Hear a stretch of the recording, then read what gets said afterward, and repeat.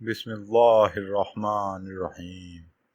شروع اللہ کے نام سے جو بڑا مہربان نہایت رحم کرنے والا ہے۔ ایسی ویڈیوز دیکھنے کے لیے ہمارے چینل کو سبسکرائب کریں اور بیل آئیکن کو پریس کریں تاکہ ہر نئی ویڈیو کا نوٹیفیکیشن آپ کو مل سکے، جس سے ہم اپنی زندگی اور آخرت کو بہتر بنا سکتے ہیں۔ دعا سب سے پہلی بات جس پر ہمارا پختہ ایمان ہونا چاہیے وہ یہ ہے، دعائیں ہمیشہ قبول ہوتی، پھر چاہے وہ اس طرح سے قبول ہوں جس طرح سے ان کی قبولیت کا ہم نے سوچا تھا، یا پھر اس طرح سے ہوں جس طرح ہم نے ان کی قبول ہونے کا گمان بھی نہیں کیا تھا، کیونکہ دونوں طریقے اللہ کی رضا کے طریقے ہیں۔ ہم اکثر یہی سوچتے ہیں کہ اگر ہماری دعائیں کا نتیجہ ہماری خواہشوں کے مطابق نکلتا ہے تو ہم کسی نتیجے کو اپنی دعاؤں کی قبولیت کا نام دے سکتے ہیں، اور اگر ایسا نہیں ہوتا تو ہم سوچتے ہیں کہ شاید ہماری دعائیں اللہ نے رد کر دی ہیں، حالانکہ دعائیں کبھی بھی نامراد نہیں لوٹائی جاتی۔ جو دعا جیسے ہمارے حق میں بہتر ہوتی ہے، اللہ ویسے ہی اسے قبول کرتا ہے۔ جب ہم اللہ پر یقین رکھ کر دعا کرتے ہیں تو اللہ ہمیں اچھے سے اچھا عطا کرتا ہے، پھر وہ کچھ بھی ہو۔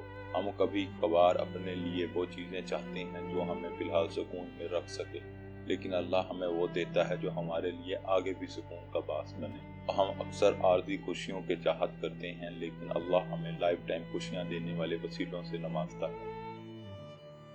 تو آپ نے یہ نہیں سوچنا کہ اگر کوئی دعا آپ کے سامنے ویسے نہیں آئی جیسے آپ نے تصور کیا تھا تو اس کا مطلب یہی ہے کہ وہ قبول ہی نہیں ہوئی۔ وہ قبول ہوئی ہے، لیکن ابھی وہ آپ کو اس لیے نظر نہیں آ رہی کیونکہ آپ تکلیف میں ہیں، اور جب انسان تکلیف میں ہوتا ہے تو انسان حقیقت کو نہیں دیکھ پاتا، اور نہ ہی تب اسے ان فیصلوں میں اپنی بہتری نظر آتی ہے جو اللہ نے اس کے حق میں کیے ہوتے ہیں۔ تو بس صبر کے ساتھ انتظار کریں، کیونکہ اللہ نے ہر چیز کا ایک خاص وقت مقرر کر رکھا ہے، تو اس وقت پہ آپ اپنی دعائیں دکھائی بھی دیں گے اور ان کے جواب آپ کو سنائی بھی دیں گے۔ بس آپ کو یقین رکھنا ہے اللہ پہ کہ اللہ جو بھی کرے گا آپ کے حق میں بہتر کرے گا۔ ہو سکتا ہے کہ جو آپ ابھی مانگ رہے ہیں وہ اگر آپ کو ابھی مل جاتا تو وہ بہت تھوڑی وقت کے لیے ملتا اور پھر ہمیشہ کے لیے دور ہو جاتا، لیکن اگر وہ کچھ دیر کے بعد ملتا ہے تو ہو سکتا ہے کہ وہ ہمیشہ کے لیے آپ کے پاس رہے۔ آپ نہیں جانتے، لیکن اللہ جانتا ہے۔ کچھ دعاؤں کی قبولیت ہو بہو ہماری توقعات جیسی ہوتی ہے، اور کچھ کی حقیقت پہ ہم پہ اللہ وقت سے پہلے ہی کھول دیتا ہے، جیسے کہ انسان کی اصلی کردار کا آپ کو پتہ چل جانا، یا کسی چیز کا آپ کو مسلسل تکلیف پہنچانا، یا کسی ایسے انسان کا واپس لوٹ آنا تو آپ کو مشکل وقت میں ڈھال کر اکیلا چھوڑ گیا ہو۔ تو ایسی صورتوں میں اللہ سے ہمیشہ صبر مانگتے ہیں، ان کے پیچھے دوبارہ نہیں بھاگتے، کیونکہ یہی آپ کا ٹیسٹ ہوتا ہے کہ آپ اللہ دوسری باری دھوکہ تو نہیں کھاتے، یا اللہ کے اشاروں کو اپنی وقتی طمانین کے لیے اگنور تو نہیں کرتے کیا۔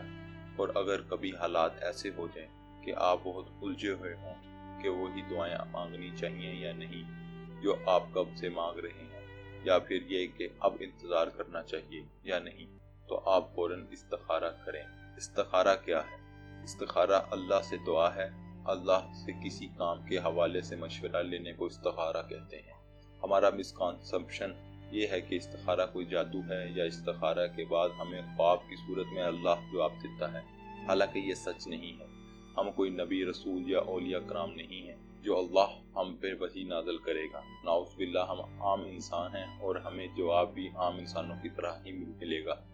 استخارہ کرنے کے بعد دو چیزیں ہوتی ہیں کہ جس کام کے لیے استخارہ کیا گیا ہوتا ہے اگر وہ آپ کے لیے بہتر ہوتا ہے تو اللہ یا اس کام میں آسانیاں پیدا کر کے اسے پورا کر دیتا ہے، یا پھر اگر وہ بہتر نہیں ہوتا تو اللہ اس میں کوئی نہ کوئی رکاوٹ پیدا کر کے آپ کو بچا لیتا ہے۔ صحابہ کرام فرمایا کرتے تھے کہ رسول اللہ صلی اللہ علیہ وسلم ہمیں اپنے تمام معاملات میں استخارہ کرنے کی اس طرح تعلیم دیتے تھے جیسے ہمیں قرآن کی آیات سکھاتے ہوں، یعنی آپ صلی اللہ علیہ وسلم استخارے پر اتنا زور دیتے تھے۔ آپ صلی اللہ علیہ وسلم فرمایا کرتے تھے کہ جب کوئی اہم معاملہ تمہارے سامنے ہو تو فرض کے علاوہ 2 رکعت نفل جیسے عام نفل پڑھتے ہو ویسے ہی پڑھنے کے بعد یہ دعا پڑھو: اے اللہ، بے شک میں تجھ سے تیرے علم کے ساتھ بھلائی اور خیر کی طلب کرتا ہوں، اور تجھ سے تیری قدرت کے ساتھ طاقت طلب کرتا ہوں۔ اور تیرے فضل عظیم کا طلبگار۔ قدرت تو ہی رکھتا ہے اور مجھے کوئی قدرت نہیں، علم تجھ ہی کو ہے اور میں کچھ نہیں جانتا، اور تو تمام پوشیدہ باتوں کو جاننے والا ہے۔ اے میرے اللہ، اگر تو جانتا ہے کہ یہ کام جس کے لیے استخارہ کیا جا رہا ہے میرے دین و دنیا اور میرے کام کے انجام کے اعتبار سے میرے لیے بہتر ہے اور اس میں خیر ہے، تم اسے میرے لیے نصیب کر اور اسے میرے لیے آسان کر اور اس میں مجھے برکت عطا فرما۔ اگر تو جانتا ہے کہ یہ کام میرے دین دنیا اور میرے کام کے انجام کے اعتبار سے برا ہے اور اس میں میرے لیے خیر نہیں، تو اسے مجھ سے دور ہٹا دے اور مجھے بھی اس سے دور ہٹا دے، پھر میرے لیے خیر مقدم فرما دے جہاں بھی وہ ہو اور اس سے میرا دل مطمئن کر دے۔ اور پھر رسول اللہ صلی اللہ علیہ وسلم نے فرمایا کہ یہ دعا کرتے ہوئے لفظ کام کی جگہ اس کام کی اصلی نام لینا زیادہ بہتر ہے جس کا استخارہ کیا گیا ہو، یا کسی دعا میں الجھنے ہوں تو استخارہ کریں، اور جب استخارہ کر لیں تو پھر آپ نے کسی بھی حوالے سے پریشان نہیں ہونا، کیونکہ جب آپ اللہ سے مشورہ کرتے ہیں نہ صرف مشورہ ملتا ہے بلکہ اللہ پھر آپ کی مدد بھی کرتا ہے۔ میں یہاں پہ ہرگز نہیں کہہ رہا کہ آپ دعائیں مانگنے سے کچھ نہیں ہوتا یا پھر دعائیں ہمیشہ کچھ نہیں دے سکتی، دعائیں سب کچھ کر سکتی ہیں، یہ تو اللہ کا وعدہ ہے، لیکن بات یہاں سے سمجھنے کی ہے کہ ہمیں اپنی دعاؤں سے بھی زیادہ اپنے اللہ پر بھروسہ ہونا چاہیے۔ اللہ ہمیں ہر اس چیز سے آزماتا ہے جس پر ہم اعتبار سے زیادہ اعتبار کر لیتے ہیں، جس پر ہم اللہ سے زیادہ اعتبار کر لیتے ہیں، بالکل اسی طرح اللہ ہمیں دعاؤں سے بھی آزماتا ہے جن کو ہم اللہ کی رضا سے زیادہ اہمیت دینے لگتے ہیں۔ تو جب استخارہ کرتے ہوئے تو آپ صاف صاف اللہ سے اللہ کی رضا مانگتے ہیں کہ اگر یہ تجھے بہتر لگتا ہے تو ہی ہمیں دے، ورنہ اپنی رضا پر ہی مطمئن کر لے، اور پھر اللہ نہ صرف وہ آپ کو دے دیتا ہے جو آپ کے لیے بہتر ہوتا ہے بلکہ اللہ اس پر آپ کے دل کو بھی سکون دے دیتا ہے۔ اور بات جو آپ کو سیکھنی ہے وہ یہ ہے کہ دعائیں صرف منہ زبانی کہہ لینے سے قبول نہیں ہوتی، آپ کو ان کے لیے کوشش کرنا پڑتی ہے۔ اللہ قرآن میں فرماتا ہے انسان کے لیے صرف وہی ہے جس کی اس نے کوشش کی ہوگی۔ میں نے اکثر لوگوں کو یہ کہتے سنا ہے کہ ہم نے جس شخص سے محبت کی وہ اللہ نے ہمیں نہیں دی، تو اللہ دعائیں قبول نہیں کرتا۔ صرف محبت کر لینا محبت ملنے کے لیے کافی نہیں ہوتا، آپ کو سٹینڈ لینا پڑتا ہے، آپ کو کوشش کرنا پڑتی ہے، آپ کو محنت کرنا پڑتی ہے، اور جب وہ انسان آپ کے لیے یہ محنت اور کوشش نہیں کرتا تو پھر اللہ بھی اسے آپ سے دور کر دیتا ہے، کیونکہ اس محنت اور کوشش کے بغیر قائم ہونے والا رشتہ صرف ذلت اور رسوائی کا باعث بنتا ہے۔ اس لیے اگر آپ چاہتے ہیں کہ اللہ کی دعائیں قبول کر لیں تو آپ کو خود کو بھی ان دعاؤں کے لیے مشقت کرنی ہوگی۔ اب اگر آپ سارا دن گھر بستر پر پڑے رہ کر اللہ سے یہ دعا کرتے رہیں کہ آپ کو روز 3 وقت کا کھانا مل جایا کرے تو وہ آپ کو ملے گا تھوڑی، کیونکہ بہت سے لوگ ایسے ہیں جو تب محنت مزدوری سے اپنا رزق کما رہے ہوتے ہیں جب آپ آرام کر رہے ہوتے ہیں، اپنا وقت ضائع کر رہے ہوتے ہیں، تو اللہ ان میں اور آپ میں کچھ تو فرق رکھے گا۔ رزق محنت سے ملتا ہے اور شکر گزاری سے بڑھتا ہے۔ محبت بھی رزق کی طرح ہوتی ہے، جتنا پاکیزہ رکھو گے اور جتنی محنت کرو گے اتنی ہی ملنے کے چانسز بڑھ جائیں گے، اور جتنا شکر کرو گے جتنی قدر کرو گے اتنی ہی بڑھ جائے گی۔ ہمیں بس اللہ سے اپنی عرضیاں طلب کرنی آنی چاہیے، ہمیں اللہ سے اپنے بات منوانے کا سلیقہ آنا چاہیے۔ ہم اکثر کہتے ہیں دعائیں جیسے بھی مانگی جائیں قبول ہوتی ہیں، اور یہ سچ بھی ہے، لیکن اگر آپ دعائیں کرنے میں تھوڑی سی محنت کریں گے تو اللہ آپ سے زیادہ خوش ہوگا۔ ہاتھ پھیلا کر مانگنے والے اور ہاتھ نہ پھیلا کر مانگنے والے میں کچھ تو فرق ہوتا ہے، آپ کا عمل ہی آپ کی شدت کو بیان کرتا ہے۔ اور جب آپ نماز پڑھ کر ہاتھ کو اٹھا کر اللہ سے دعا مانگتے ہیں تو آپ یہ ظاہر کرتے ہیں کہ آپ نے اس رب کو اپنا بادشاہ مان لیا ہے اور اپنی ہار تسلیم کر لی ہے۔ ظاہر ہے کہ کسی بھی ایرے غیرے کے آگے تھوڑی نہ ہاتھ پھیلائے جاتے ہیں، ہاتھ تو صرف اس کے سامنے پھیلائے جاتے ہیں جس پر مان ہوتا ہے، اور جب اللہ کو پتہ ہوتا ہے کہ آپ مان کے ساتھ آئے ہیں تو وہ اس مان کا بھرم کبھی نہیں ٹوٹنے دیتا۔ اور پھر ہاتھوں کو دعا کے لیے اٹھانے کے بعد آپ نے فوراً اپنی خواہش نہیں اللہ کو گنوانے لگ جانا جیسے آپ صرف اسی مطلب کے لیے آئے ہیں، بلکہ سب سے پہلے آپ نے اللہ کی بڑائی بیان کرنی ہے، اور اللہ کی بڑائی بیان کرنے کے لیے سب سے خوبصورت سورت کون سی ہے؟ سورۃ الفاتحہ۔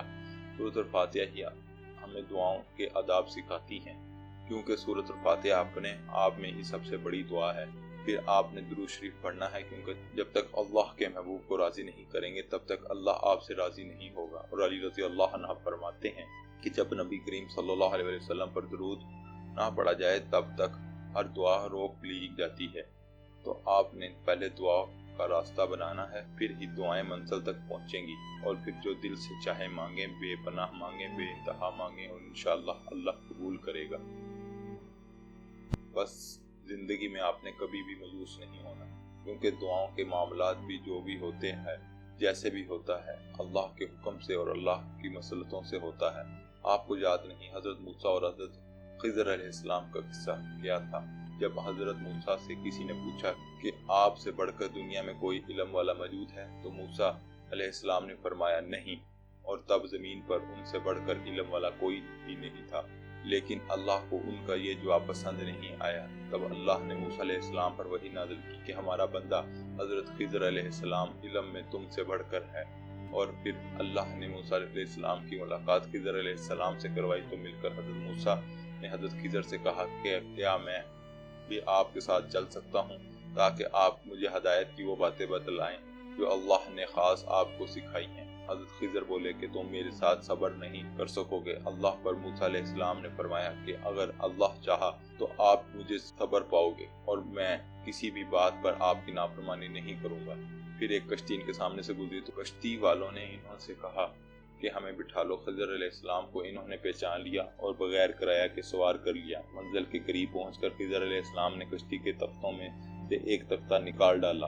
موسیٰ علیہ السلام نے کہا کہ ان لوگوں نے تو ہمیں کرائے کے بغیر سوار کیا، اور آپ نے ان کی کشتی اکھاڑ ڈالی تاکہ یہ ڈوب جائیں۔ خضر علیہ السلام بولے کیا میں نے نہیں کہا تھا کہ تم میرے ساتھ صبر نہیں کر سکو گے؟ اس پر موسیٰ علیہ السلام نے جواب دیا کہ بھول پر میری گرفت نہ کرو۔ موسیٰ علیہ السلام نے بھول کر یہ پہلا اعتراض کیا تھا۔ پھر دونوں چلے۔ ایک لڑکا بچوں کے ساتھ کھیل رہا تھا۔ خضر علیہ السلام نے اوپر سے اس کا سر پکڑ کر ہاتھ سے الگ کر دیا۔ موسیٰ علیہ السلام بول پڑے کہ آپ نے ایک بے گناہ بچے کو بغیر کسی جانی حق کے مار ڈالا۔ خضر علیہ السلام بولے کہ میں نے تم سے نہیں کہا تھا کہ میرے ساتھ صبر نہیں کر سکو گے؟ یہ سن کر موسیٰ علیہ السلام خاموش ہو گئے۔ پھر دونوں چلتے رہے، حتیٰ کہ ایک گاؤں والے کے پاس آئے۔ ان سے کھانا لینا چاہا، انہوں نے کھانا کھلانے سے انکار کر دیا۔ حضرت خضر علیہ السلام نے وہیں دیکھا کہ ایک دیوار اسی گاؤں کے گرنے کے قریب تھی۔ حضرت خضر علیہ السلام نے اپنے ہاتھ کے اشارے سے اسے سیدھا کر دیا۔ موسیٰ علیہ السلام بول اٹھے کہ اگر آپ چاہتے تو گاؤں والوں سے اس کام کی مزدوری لے سکتے تھے، کیونکہ انہوں نے ہمیں کھانا نہیں دیا۔ یہ سن کر حضرت خضر علیہ السلام کہنے لگے کہ موسیٰ تم میرے ساتھ صبر نہیں کر سکتے، اس لیے میں تم پر ان سب کی حقیقت کھول دیتا ہوں۔ حضرت خضر علیہ السلام نے فرمایا کہ جس انسان کی کشتی نے انہوں نے تختہ نکالا تھا وہ ایک غریب شخص کی کشتی تھی، اور وہ جہاں جا رہا تھا وہاں کا بادشاہ نئی کشتیاں زبردستی چھین لیتا ہے، اور اب جب وہ اس کشتی میں عیب دیکھے گا تو اسے جانے دے گا، چھوڑ دے گا۔ اور وہ بچہ جسے خضر علیہ السلام نے قتل کیا تھا وہ کافر تھا، جبکہ اس کا ماں باپ مومن تھے، اس لیے اسے قتل کر دیا گیا تاکہ وہ اپنے ماں باپ کو بھی کفر میں مبتلا نہ کر دے، کیونکہ انہیں اپنے بیٹے سے انتہائی محبت تھی۔ اس لیے اللہ نے اس کے بدلے انہیں ایک نیک اولاد دینے کا فیصلہ کیا، اور وہ جو دوار آپ نے اس بستی کے لوگوں کو سیدھی کی تھی جنہوں نے آپ کو کھانا نہیں دیا تھا، اور وہ اس لیے سیدھی کی تھی کیونکہ اس کے نیچے یتیم بچوں کے لیے ان کا باپ کا چھوڑا ہوا خزانہ تھا، اور اگر وہ گر جاتی تو وہ خزانہ گاؤں والے ہڑپ لیتے۔ اس لیے جب تک وہ بچے بڑے نہیں ہو جاتے تب تک اللہ نے اس مال کی حفاظت کا انتظام کر دیا۔ تو ہمیں اس کہانی سے کیا سبق ملتا ہے؟ ہمیں اس کہانی سے یہ سبق ملتا ہے کہ ہر کام میں اللہ کی مصلحت اور بہتری ہوتی ہے۔ اب دیکھنے سے تو یہ لگ رہا تھا کہ حضرت خضر علیہ السلام کتنا ظلم کر رہے ہیں، لیکن جب اللہ کی حکمتیں جانی تب اندازہ ہوا کہ اگر وہ یہ نہ کرتے تو کتنی جانیں مشکل میں پڑ جاتی۔